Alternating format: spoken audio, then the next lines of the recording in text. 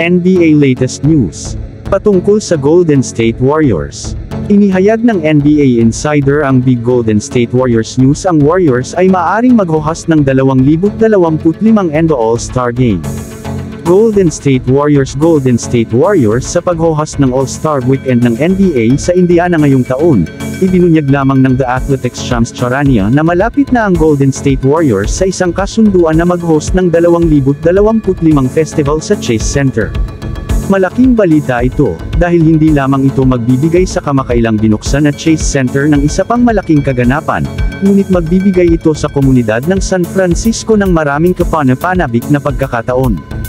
Habang ang All-Star Weekend ay syempre nakatutok sa All-Star Game at All-Star Saturday Night, mayroong ilang mga community event na inilalagay sa buong weekend na tumutulong sa pagbuo ng iba't ibang negosyo, programa, at mga inisyatibo sa lugar.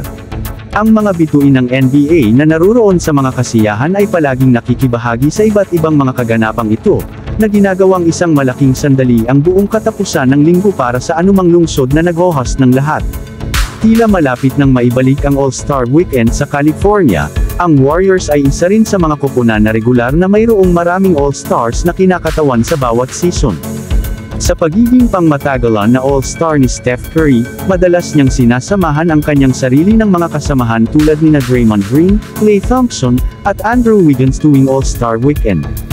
Bagamat syempre napakalayo para mahulaan kung sino ang magiging 2025 All-Star, hindi nakakagulat kung ang Warriors ay may kasama sa kanilang koponan na maglalaro noong linggo ng gabing All-Star na laro sa Chase Center.